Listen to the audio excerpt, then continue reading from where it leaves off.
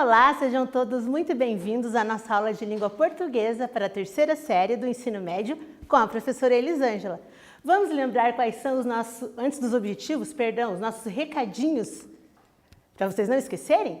Olha lá, aluno, se você tem acesso às plataformas digitais do CLES, lembrando, entra lá, assista toda essa aula, vá até a atividade obrigatória e responda as duas atividades obrigatórias. Já você, aluno, que não tem acesso às plataformas do CLES, já sabe. Vai lá no seu colégio, no dia combinado, pega as atividades impressas, faça com muita dedicação e no dia marcado, devolva-as na secretaria da sua escola, ok? Vamos para os nossos objetivos da aula de hoje? Olha lá então, o que nós vamos estudar hoje? Hoje nós vamos estudar sobre uma grande escritora chamada Lígia Fagundes Telles. E nós vamos então ler a primeira parte do conto Venha Ver o Pôr do Sol, de quem eu falei, né? A Lígia Fagundes Telles. Nós também vamos analisar o conto para compreender o enredo, buscar informações explícitas no texto e também as informações implícitas. Então vamos lá conhecer este conto, digamos, meio macabro, vocês já vão entender por quê. Da Lígia Fagundes Telles, Venha Ver o Pôr do Sol. Então, antes de começarmos a leitura do conto, aqui tem uma frase e a imagem dessa grande escritora brasileira. Inclusive, a escritora brasileira de grande renome ainda viva. Eu prefiro ultimamente lutar mais com as palavras do que lutar com as pessoas. As pessoas estão mais difíceis. Agora sim, vamos começar o nosso conto. E eu tenho aqui uma pergunta para vocês, aliás, duas perguntas para vocês refletirem. Você gosta de ver o pôr do sol? O que ele sugere a você? O que você acha do pôr do sol? É lindo, né? Então, reflete um pouquinho se você gosta, se você não gosta, porque eu tenho uma outra pergunta para te fazer a respeito do pôr do sol.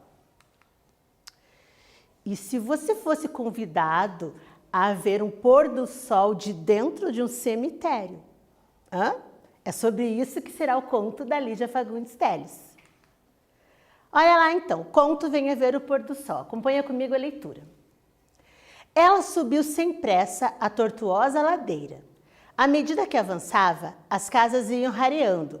Modestas casas espalhadas sem simetria, ilhadas em terrenos baldios, no meio da rua sem calçamento, coberta aqui e ali por um mato rasteiro. Algumas crianças brincavam de roda. A débil cantiga infantil era a única nota viva na quietude da tarde. Ele a esperava encostado a uma árvore, esguio e magro, metido num largo blusão azul marinho, cabelos crescidos e desalinhados. Tinha um jeito jovial de estudante. Já temos então aqui a nossa primeira atividade da aula, pessoal. Então nós temos ali toda aquela apresentação das personagens, né? E temos uma pergunta. Como o jovem nos é apresentado inicialmente? E aí? Como que esses jovens são apresentados? Para início de conversa nós temos um jovem e uma jovem que marcaram o encontro. Responde ali rapidinho como que eles nos são apresentados e já já voltamos com a resposta correta.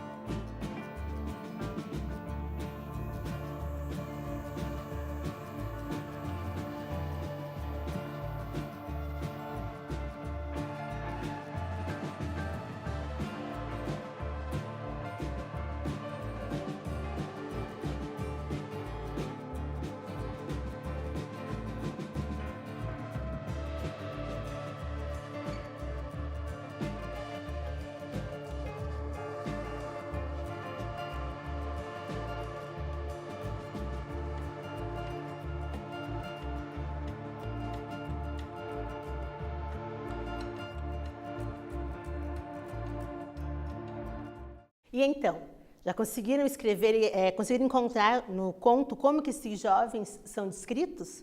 Vamos lá? Como que esse jovem, então, o jovem nos é apresentado inicialmente? Eu falei para vocês os jovens, mas ele está perguntando só do jovem, só do rapaz. Olha lá então, ele era esguio e magro, metido num largo blusão azul marinho, cabelos crescidos e desalinhados, tinha um jeito jovial de estudante. Questão 2. Observe o período. À medida que avançava, as casas iam rareando, modestas casas espalhadas sem simetria e ilhadas em terrenos baldios. A locução conjuntiva aqui, ó, à medida que, ela estabelece uma relação do quê, pessoal? Uma relação de explicação, oposição, proporção, causa ou comparação. E aí, o que essa locução conjuntiva estabelece? Volta um pouquinho às aulas anteriores que foram faladas sobre gramática e já volto com a resposta.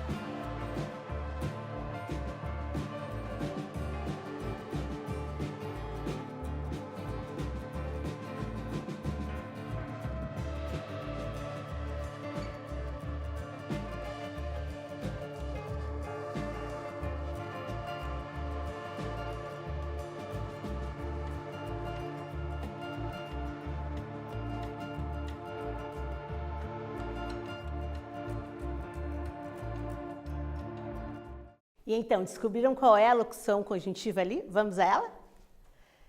Então, olha lá. Eu perguntei se seria explicação, oposição, proporção, causa ou comparação. E a resposta correta é a letra C. Temos ali uma relação, então, de proporção. Vamos continuar o conto? Minha querida Raquel, ela encarou séria e olhou para os próprios sapatos. Vejam que lama, só mesmo você inventaria um encontro no lugar destes. Que ideia, Ricardo, que ideia! Tive que descer do táxi lá longe, jamais ele chegaria aqui em cima. Ele sorriu entre malicioso e ingênuo. Jamais, não é? Pensei que viesse vestida esportivamente e agora me aparece nessa elegância. Quando você andava comigo, usava uns sapatos de 7 léguas, lembra? Temos aqui a questão 3. O que um lugar como cemitério já nos antecipa? Quais pressupostos estão implicados por um encontro amoroso em um lugar desse? Em um lugar como esse? Então, o Ricardo convidou a Raquel para se encontrar em um cemitério. O que vocês acham que já nos antecipa esse encontro? A princípio, algo assim inesperado? Cemitério? O que tem? Ou pode ser que tenha alguma coisa. Pensa lá um pouquinho que eu já volto com a resposta.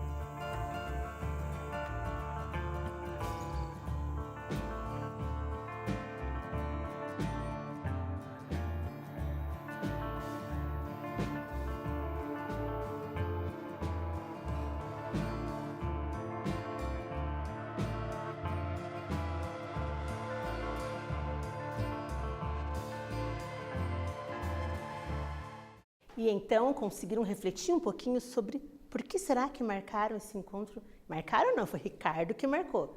Em um cemitério, o que isso já nos antecipa? Vamos lá? Um lugar macabro e afastado.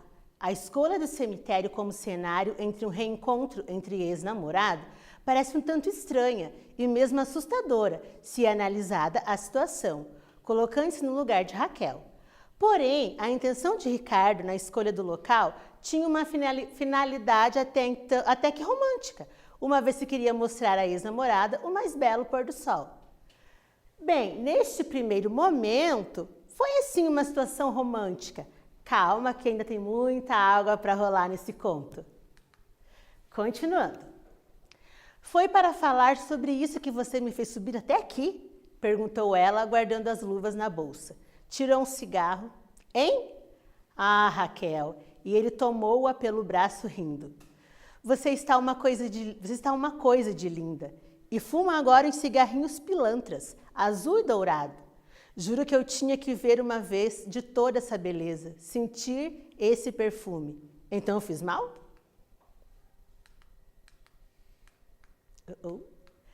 Podia ter escolhido um outro lugar, não? Abrandar a voz. E que é isso aí? Um cemitério? Ele voltou-se para o velho muro arruinado.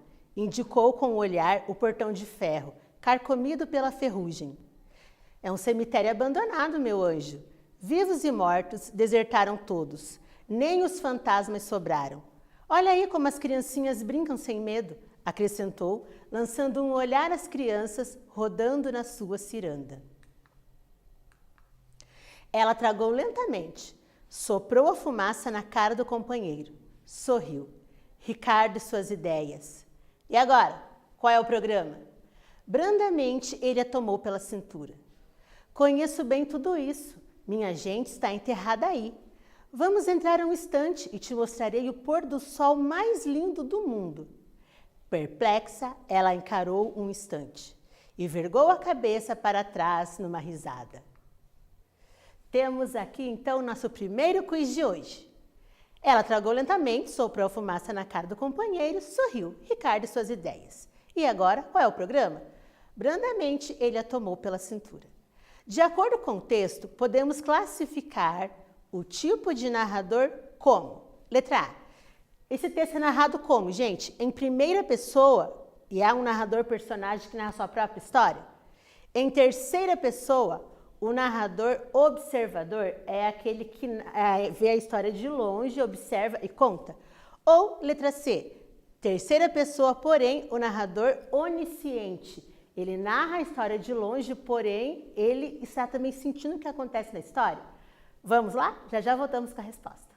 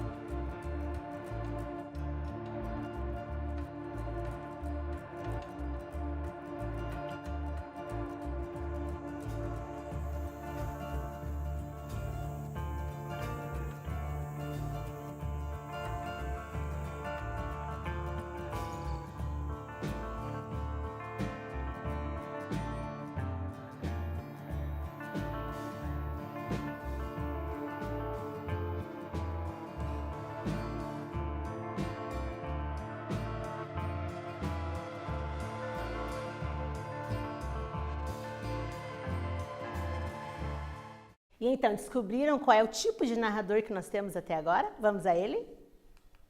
Letra B, é narrador esse conto ele é narrado em terceira pessoa, com o narrador observador. É aquilo que observa tudo, mas ele não participa da história, ele apenas narra, ok? Vamos continuar com esse conto que ele é longo. Ver o pôr do sol, ah meu Deus, fabuloso, fabuloso! Me implora um último encontro, me atormenta dias seguidos, me faz vir de longe para esta buraqueira, só mais uma vez, só mais uma. E para quê? Para ver o pôr do sol no cemitério. Ele riu também, afetando o encabulamento como um menino pilhado em falta. Opa. Atividade 4. Neste trechinho eu acabei de ler para vocês. Ver o pôr do sol, ah meu Deus, fabuloso, fabuloso, me implora o último encontro, me atormenta dias seguidos, me faz vir de longe para esta buraqueira, só mais uma vez, só mais uma, e para quê? Para ver o pôr do sol no cemitério. A personagem utiliza de uma figura de linguagem para demonstrar a sua decepção. Claro que ela ficou decepcionada, né? Ela não imaginava que o encontro seria no cemitério abandonado. E que figura de linguagem é essa que ela utiliza para demonstrar essa decepção que ela sentiu? Letra A, a metáfora. B, o eufemismo. C, a ironia. Ou letra D, a hipérbole. Espero vocês com a resposta.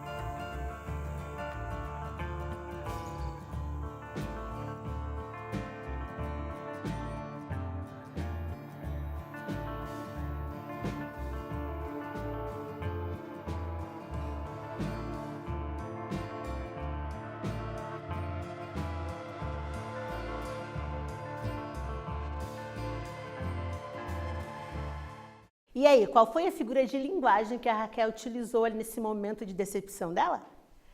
Ela fez uso da ironia. Ela está sendo irônica, né? Quando ela diz, nossa, fabuloso, fabuloso, me implora para o último encontro e me traz no cemitério.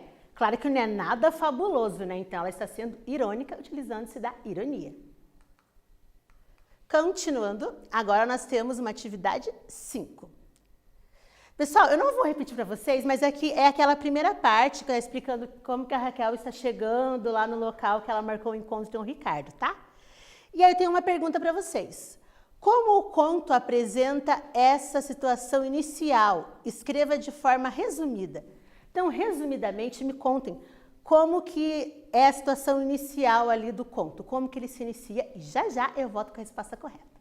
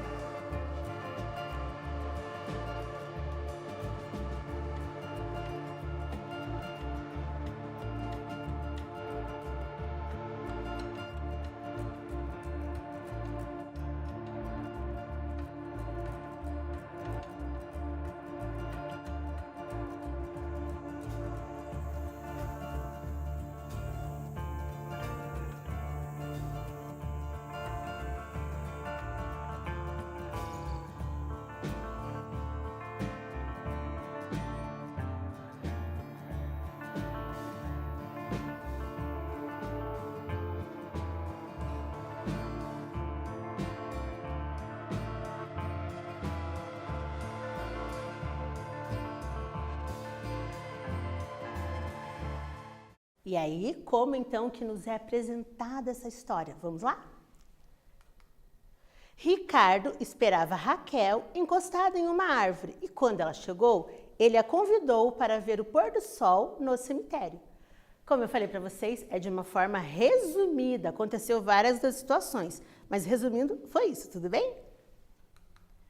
Continuando então a nossa leitura. Raquel, minha querida, não faça assim comigo. Você sabe que eu gostaria era de te levar ao meu apartamento, mas fiquei mais pobre ainda, como se isso fosse possível. Moro agora numa pensão horrenda. A dona é uma medusa que vive espiando pelo buraco da fechadura. E você acha que eu iria? Não se zangue, sei que não iria. Você está sendo fidelíssima.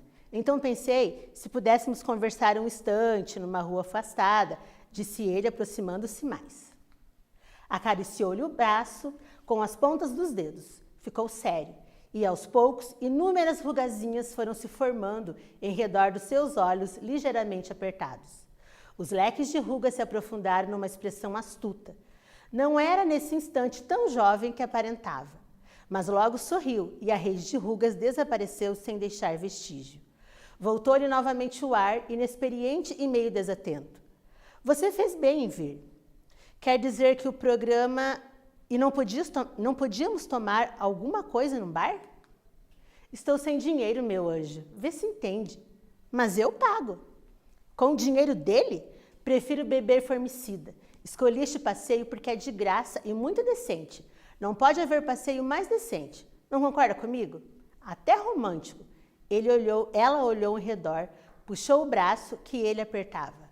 Foi um risco enorme, Ricardo. Ele é ciumentíssimo. Está farto de saber que tive meus casos. Se nos pilha juntos, então sim, quero ver se alguma das suas fabulosas ideias vai me consertar a vida. Olha só, ficou assim meio... Calma que na próxima aula este conto vai continuar e vocês vão ficar cada vez mais intrigados. O que será que eles foram fazer no cemitério? Só ver o pôr do sol? O que será? Então, o que nós aprendemos na aula de hoje? Opa, eu acho que eu voltei demais.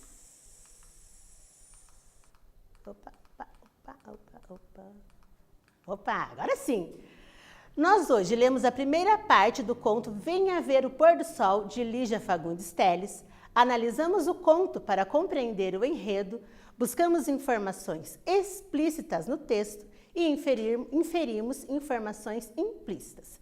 Então, como eu disse para vocês, a nossa aula continua, o conto continua e eu quero que vocês tenham ficado bem curiosos para sanar essa curiosidade de vocês na próxima aula, ok? Então, por hoje nós ficamos aqui e voltamos na aula 116 com a continuação desse conto, ok? Então, um grande beijo, até nossa próxima aula. Tchau!